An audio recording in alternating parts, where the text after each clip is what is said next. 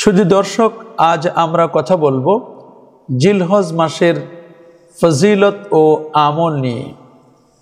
আপনারা জানেন যে মাহে ও রমাদানের ইবাদতের পরে সবচেয়ে বড় ইবাদতের মৌসুম হচ্ছে পবিত্র জিলহজ মাসের প্রথম 10টি দিন। যদি এই পৃথিবীতে কাউকে কোশ্চেন করা হয় যে ইসলামের যে 12টি মাস রয়েছে, সে 12টি মাসের সবচেয়ে শ্রেষ্ঠতম মাস কোনটি, তাহলে উত্তর হবে রমাদান কারিম। কারণ রমাদান কারিমে পবিত্র কোরআনুল কারিমকে নাজিল করা হয়েছে। যদি কোশ্চেন করা হয় যে 365টি রাতের সবচেয়ে শ্রেষ্ঠতম রাত কোনটি, তাহলে উত্তর হবে সে রাতটি হচ্ছে পবিত্র লাইলাতুল কদর, যেটি খৈরুম মিন আলফি শাহর, 1000 মাসের চেয়েও উত্তম। যদি অ্যাগেইন কোশ্চেন করা হয় যে 365টি দিনের সবচেয়ে শ্রেষ্ঠতম দিন কোনটি, তাহলে এর আনসার হবে যে সেটি হচ্ছে ইয়ৌম আরাফা, আরাফাতের দিন। পৃথিবীর শ্রেষ্ঠতম দিনটি যেই মাসে রয়েছে সে মাসটি হচ্ছে পবিত্র জিলহজ মাস। আর এই জিলহজ মাসের যে প্রথম 10টি দিন এবং 10টি রাত, এটি এত ফজিলতপূর্ণ, এত গুরুত্বপূর্ণ, আমাদের অধিকাংশই এই বিষয়টি জানে না।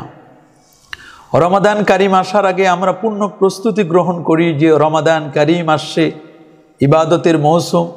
কিন্তু রমাদান কারিমের পরে জিলহজ মাসের যে প্রথম 10টি রাত, এটি যে অত্যন্ত গুরুত্বপূর্ণ, এই বিষয়টি আমরা অনেকেই এটি ওয়াকিফহাল নয়।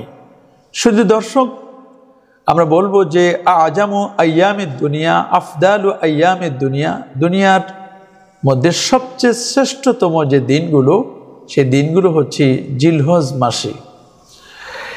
এই জিলহজ মাসের এত ফজিলত, এত গুরুত্ব, এর পিছনে কি কারণ? কারণ হচ্ছে হাফেজ ইবনু হাজার আসকালানি রহমতুল্লাহ আলাই, তিনি ফতহুল বারি, আপনারা সকলে হাফেজ ইবনে হাজার আসকালানি রহমতুল্লাহ আলাইয়ের নামটি শুনেছেন। তিনি সাধারণ কোনো ব্যক্তি নয়। যারা হাদিসের জগতে বিচরণ করেন, হাফেজ আল্লামা ইবনু হাজার আসকালানি রহমতুল্লাহ আলাইয়ের নামটি অনেকেই শুনেছেন। বুখারী শরীফের শ্রেষ্ঠতম যে ব্যাখ্যাকার, তিনি হচ্ছেন হাফেজ ইবনু হাজার আসকালানি রহমতুল্লাহ আলাই। তার লিখিত যে ব্যাখ্যা গ্রন্থটি, তার নাম হচ্ছে ফতহুল বারি। তিনি বলেন যে এই যে জিলহজ মাসের 10টি দিন এতই ফজিলতপূর্ণ, এর পিছনে রিজনটা কি? এর পিছনে রিজন হচ্ছে যে এই 10 দিনের সমস্ত ইবাদতের সমাহার ঘটে, মৌলিক ইবাদতের সন্নিবেশ ঘটে এই 10টি দিনে। দেখুন, ইসলামের যে 5 পিলার্স, তার মধ্যে সবগুলোই এই 10 দিনে চলে আসে। যেমন ইমান, ইমান আমরা অন্য সময়ও কিন্তু আমাদের ইমানের প্রয়োজন আছে, আর এই জিলহজ মাসের 10টি দিনে সেখানেও তো আমাদের ইমান থাকে। দ্বিতীয় হচ্ছে সালাত বা নামাজ, অন্য সময়েও কিন্তু আমরা নামাজ পড়ি, আর এই জিলহজ মাসে সেখানেও কিন্তু আমরা নামাজ আদায় করে থাকি।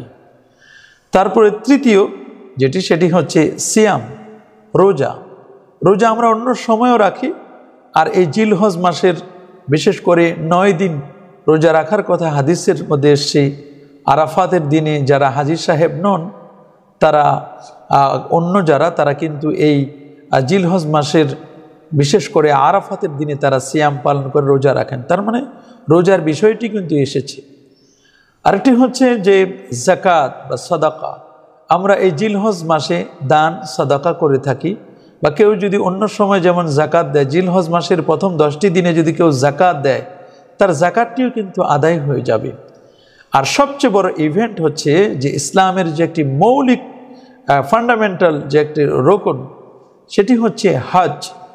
হজ কিন্তু অন্য কোনো 11টি মাসে কিন্তু নেই। হজ কেবলমাত্র একমাত্র এই জিলহজ মাসেই। তারপরে আরাফা, এটি অন্য কোনো মাসে নেই, এটি কেবলমাত্র জিলহজ মাসের 9 তারিখে। তাহলে আমরা বুঝতে পারলাম যে যেহেতু সকল ইবাদতের সমাহার এই জিলহজ মাসের প্রথম 10টি দিনে সন্নিবেশিত হয়, যে কারণে হাফেজ ইবনে হাজার আসকালানী রহমতুল্লাহ আলাই এই 10টি দিনকে বলছেন আফদালু আইয়ামের দুনিয়া, আজাম আইয়ামের দুনিয়া, দুনিয়ার মধ্যে সবচেয়ে শ্রেষ্ঠতম দিন হচ্ছে এই জিলহজ মাসের প্রথম 10টি দিন। আমরা যদি প্রথম কারণ এগুলো আমরা বিশ্লেষণ করলাম, আমরা যদি বলি যে এর ফজিলতগুলো কি, আমরা প্রথমে দেখব যে আল্লাহ সুবহানাহু ওয়া তাআলা প্রথম 10টি দিন এবং রাতের কসম করেছেন। তিনি 30তম পারার সূরাতুল ফজরে আল্লাহ সুবহানাহু ওয়া তাআলা বলেন, ওয়াল ফজরি ওয়া লায়ালিন আশরি ওয়াশ-শাফি ওয়াল ওয়াতরি, শপথ ফজরের সময়ের শপথ করেছেন, ওয়া লায়ালিন আশরি ওয়াশ-শাফি ওয়াল ওয়াতরি, 10 রাতের কসম যে রাতগুলো জোর এবং বেজোর, জোর বেজোর 10টি রাতের কসম। তাফসিরে ইবনে কাসিরের 3য় খণ্ডের মধ্যে খুব চমৎকার করে বলে দিয়েছেন যে সমস্ত মুফাসসিরিনে কারাম, বিশেষ করে রঈসুল মুফাসসিরিন হযরতে আব্দুল্লাহ ইবনে আব্বাস রাদিয়াল্লাহু তাআলা আনহু, হযরতে আব্দুল্লাহ ইবনে জুবায়ের রাদিয়াল্লাহু তাআলা আনহুমা, বিশিষ্ট তাবি হযরতে মুজাহিদ আল বাহিলি রহমতুল্লাহ আলাই, হযরতে কাতাদা, হযরতে ইকরিমা সহ অধিকাংশ সাহাবি এবং তাবিঈন এবং মুজতাহিদ গবেষক মুফাসসির তারা রায় দিয়েছেন যে এখানে 10 রাত দ্বারা মূলত জিলহজ মাসের প্রথম 10টি রাতকেই বুঝিয়েছেন। দেখুন এখানে আল্লাহ সুবহানাহু ওয়া তাআলা কিন্তু কসম করে বলেছেন। আল্লাহ সুবহানাহু ওয়া তাআলার কসম করার কোনো প্রয়োজন নেই, তারপরে তিনি কসম করেছেন। তার মানে কসম করে যে কথাটি বলা হয় সেটির গুরুত্ব, সেটির তাৎপর্য, সেটির সিগনিফিক্যান্স অনেক অনেক বেশি। তাহলে আমরা এই আয়াতে কারিমার মাধ্যমে জানতে পারি যে আল্লাহ সুবহানাহু ওয়া তাআলা জিলহজ মাসের প্রথম 10টি দিন এবং রাতের তিনি কসম করেছেন।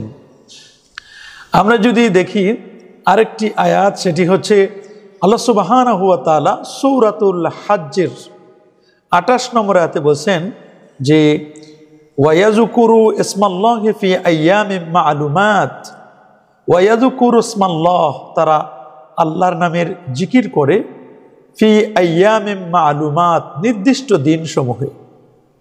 তারা নির্দিষ্ট দিনসমূহে আল্লাহ সুবহানাহু ওয়া তাআলার জিকির আজকার করে, আল্লাহ পাক রব্বুল আলামিনকে স্মরণ করে।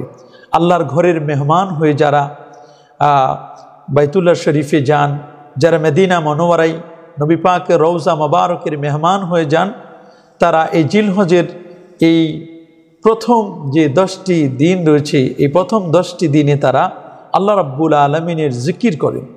এখানেও রঈসুল মুফাসসিরিন হযরতে আব্দুল্লাহ ইবনে আব্বাস রাদিয়াল্লাহু তাআলা আনহু তার বিখ্যাত তাফসির তানবীরুল মিকিয়াস ফি তাফসির ইবনে আব্বাসের মধ্যে বলেছেন যে এই যে ফি আইয়ামিন মা'দুদাত, নির্দিষ্ট দিনসমূহ দ্বারা মূলত জিলহজ মাসের প্রথম 10টি দিনের কথাই আল্লাহ রাব্বুল আলামিন বুঝিয়েছেন।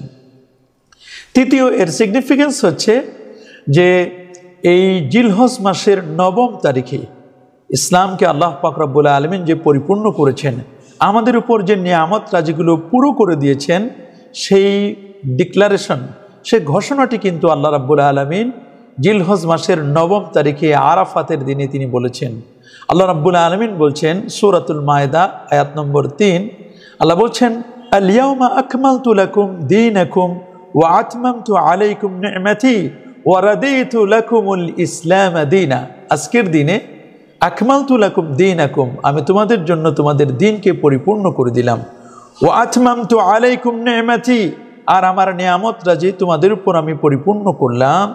ওয়া রাদিতু লাকুমুল ইসলাম দীনা, আই ওয়াখতারতু লাকুমুল ইসলাম দীনা, আর দিন হিসাবে, জীবন ব্যবস্থা হিসাবে ইসলামকে আমি তোমাদের জন্য পছন্দ করে দিলাম। তাহলে এই আয়াতে কারিমা একটি গুরুত্বপূর্ণ আয়াত। পবিত্র কোরআনুল কারিমের আখিরে মা নাযালা মিনাল কোরআন, কোরআনের সর্বশেষ বিধিবিধান সংক্রান্ত যে আয়াতটি নাজিল হয়েছিল, সেই আয়াতটি হচ্ছে সেই আয়াত যে আয়াতটি নাজিল হয়েছে একসাথে দুটো ঈদের দিনে, যেটি সহিহ বুখারী শরীফের বর্ণনা এসছে। একটি হচ্ছে ইয়াউম আরাফা আর ওই দিনটি ছিল ইয়াউমুল জুমআ, জুমার দিন, 2 ঈদের দিন এই আয়াতে কারিমাটি নাজিল হয়েছে। তাহলে আমরা বুঝতে পারলাম যে জিলহজ মাসের ফজিলত কত বেশি। চতুর্থ যে দলিলটি আমরা পেশ করতে চাই যে জিলহজ মাসের ফজিলতের পিছনে, সেটি হচ্ছে যে জিলহজ মাসটি এটি হারাম মাসগুলোর অন্যতম। কারণ পবিত্র কোরআনুল কারিমে আল্লাহ সুবহানাহু ওয়া তাআলা তিনি সুন্দর করে বলে দিয়েছেন যে ইন্না ইদ্দাতাশ শুহুর ইনদাল্লাহি 12 শাহরান ফি কিতাবিল্লাহি ইয়াওমা খালাকাস সামাওয়াতি ওয়াল আরদা মিনহা আরবাআতুন হুরুম যালিকা ad-দীনুল কাইয়্যিম। আল্লাহ সুবহানাহু ওয়া তাআলা বলেন যে তার কাছে আসমান এবং জমিন সৃষ্টির সূচনা লগ্ন থেকে গণনার দিক থেকে মাসের সংখ্যা হচ্ছে 12টি। তার মধ্যে 4টি মাস হচ্ছে হারাম মাস, যেটি সূরাতুত তাওবার 36 নম্বর আয়াতে আল্লাহ পাক রব্বুল আলামিন জানান দিয়েছেন। আর এই আয়াতে কারিমাকে কেন্দ্র করে প্রিয় নবী রাসূল করিম সাল্লাল্লাহু আলাইহি ওয়াসাল্লাম সহিহুল বুখারীর 4662 নম্বর হাদিসে বলছেন যে ইন্নাস জামানা কাদ ইস্তাদারা কাহায়াতিহি ইয়াওমা খালাকাল্লাহুস সামাওয়াতি ওয়াল আরদা আস-সানাতু 12 শাহরান। বলছেন যে সময়ের হিসাব যথাস্থানে ফিরে এসেছে। আসমান জমিন সৃষ্টির সময় যেমন ছিল ঠিক তেমনি এখনো কিন্তু রয়েছে। আর তিনি বলেছেন যে একটি বছর এটি হয় 12 মাসে, মিনহা আরবাআতুন হুরুম, এই 12টি মাসের মধ্যে 4টি মাস হচ্ছে হারাম মাস। সালাসুন মুতাওয়ালিয়াতুন, এর মধ্যে 3টি মাস হচ্ছে ধারাবাহিক।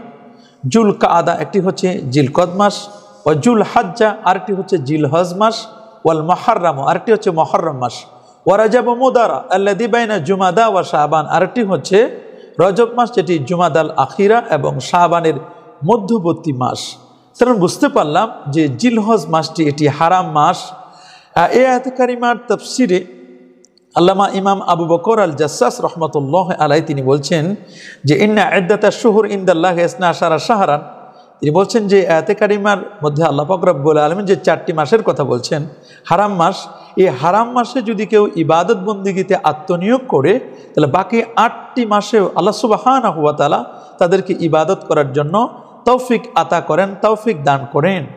এছাড়াও প্রিয় নবী সাল্লাল্লাহু আলাইহি ওয়াসাল্লাম তিনি আরেকটি হাদিসের মধ্যে বলছেন আলা ওয়া ইন্না আহরামাশ শুহুরে শাহরুকুম হাদা, জেনে রেখো সবচেয়ে সম্মানিত মাস হলো তোমাদের এই পবিত্র জিলহজ মাস। তাহলে জিলহজ মাস যে এটি সম্মানিত, এটি আমরা পবিত্র কোরআনুল কারীম থেকে আমরা বুঝতে পারলাম, যেটি সুনানো ইবনে মাজার 3931 নম্বর হাদিস এবং মুসনাদে আহমদের 11762 নম্বর হাদিসে আমরা এটি জানতে পারলাম। প্রশ্ন করতে পারেন যে এই যে জিলহজ মাসটির ফজিলত এত বেশি, এর পিছনে রিজনটি, এর পিছনে কারণটি কি? এর পিছনে এই মাসটি অতি সম্মানিত হওয়ার পিছনে কারণ হলো যেটি আল্লামা হাফেজ ইবনু হাজার আসকালানি রহমতুল্লাহ আলাই তার বিখ্যাত কিতাব ফাতহুল বারি শারহে সহিহুল বুখারীর মধ্যে অতি চমৎকার করে বলেছেন যে এই জিলহজ মাসে প্রথম 10টি দিনে সমস্ত মৌলিক ইবাদতের সমাহার ঘটে। যেমন ইমান বাকি 11টি মাসে যেমন আমাদের থাকে, জিলহজ মাসের প্রথম 10টি দিনেও কিন্তু আমাদের ইমান থাকে। তারপরে আমরা যদি দেখি নামাজ, অন্য সময় যেমন আমরা নামাজ পড়ি, এই জিলহজ মাসেও কিন্তু আমরা নামাজ আদায় করে থাকি। এরপরে হচ্ছে জাকাত বাকি 11টি মাসে যেমন দেওয়া যায়, জিলহজ মাসেও কিন্তু কেউ যদি ইচ্ছে করে এই জিলহজ মাসের প্রথম 10টি দিনেও সে জাকাত আদায় করতে পারেন বা নফল সাদাকাও আদায় করতে পারেন। চতুর্থ যে বিষয়টি সেটি হচ্ছে সিয়াম বা রোজা। আমরা যেমন অন্য সময় সিয়াম পালন করি, আমরা জিলহজ মাসেও কিন্তু সিয়াম পালন করি। সেখানে প্রথম থেকে 9ম দিন পর্যন্ত আমরা সিয়াম পালন করতে পারি। এছাড়া আরাফাতের দিনে স্পেশাল যে সিয়ামের কথা বলা হয়েছে সেটাও কিন্তু আমরা করে থাকি। তারপরে আমরা যদি দেখি যে সবচেয়ে বড় ইভেন্ট যেটি জিলহজ মাসের, সেটা হচ্ছে হাজ। আমরা এই জিলহজ মাসেই কিন্তু হজ করে থাকি।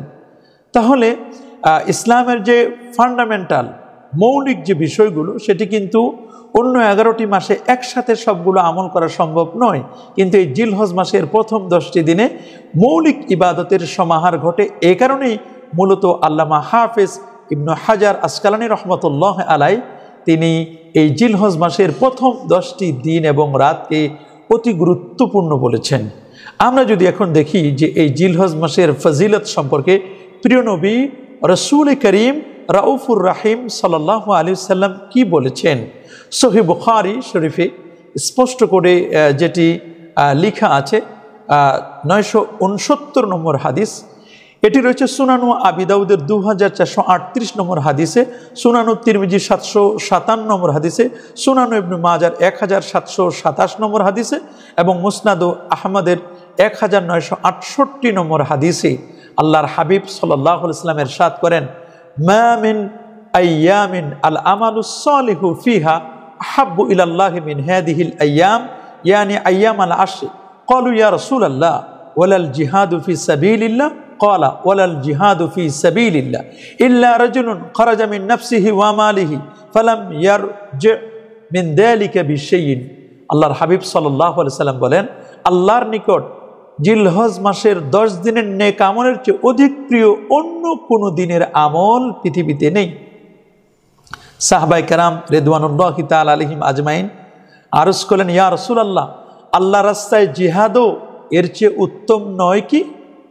তিনি বললেন, না, আল্লাহর রাস্তায় জিহাদও এর চেয়ে উত্তম নয়, তবে হ্যাঁ, সেই ব্যক্তির ব্যাপারটি ভিন্ন যে ব্যক্তি জিহাদের বের হয়েছেন নিজের জান এবং মাল নিয়ে, আল্লাহ রাস্তায় জিহাদের জন্য বের হয়ে সে ব্যক্তি আর ঘরে ফিরে আসেনি, সে শাহাদাত বরণ করেছে, সেই ব্যক্তির ব্যাপারটি ভিন্ন।